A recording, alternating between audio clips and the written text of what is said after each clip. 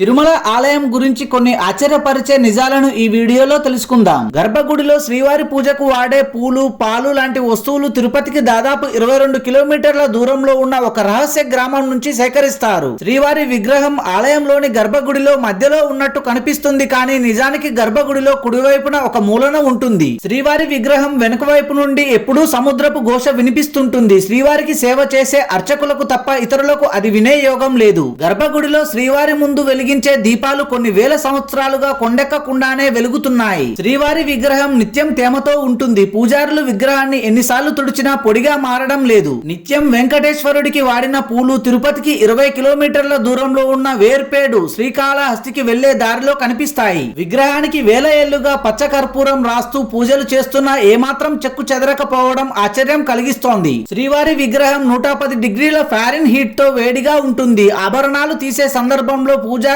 ఆ వేడిని అనుభూతి చెందుతారు. Thanks for watching this video. For more interesting videos please do subscribe.